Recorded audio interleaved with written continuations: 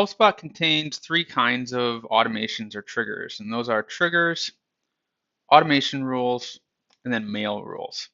Today we'll look at mail rules. So I can access mail rules in the admin area, just under triggers and rules, and then select mail rules.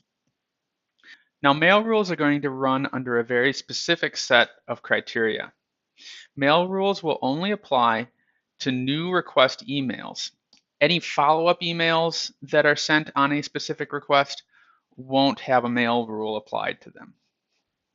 You can think of mail rules kind of like a mail rule that you would set up in Outlook or Gmail or a similar email application. Now, because we're dealing with email specifically, we have some additional criteria that we can use in order to filter out specific types of emails. For example, we can look at who the requests are to and from and any CCs that are on the request email, as well as things like the email headers and the email body itself. So a great example of when we might want to use a mail rule is to maybe filter out a set of automated emails that we have directed into HelpSpot. You'll often have this with something like a server monitoring software that's going to send you email alerts. All right, so let's say that I know that every time a server alert comes in, it's going to come from a specific email address.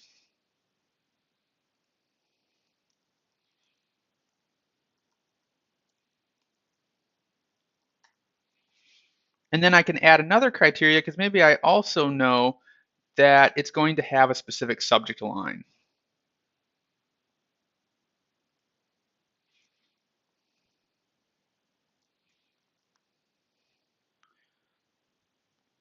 All right, so this is a very simple example of filtering out emails based on a couple of criteria.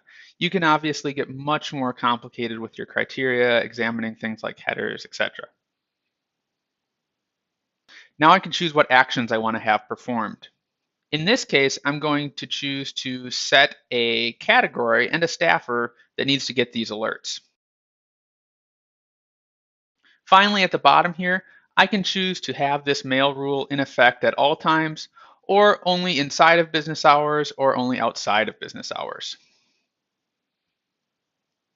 I can add my rule now, and now the mail rule is in effect, and any new emails that come in to HelpSpot will be checked against those criteria.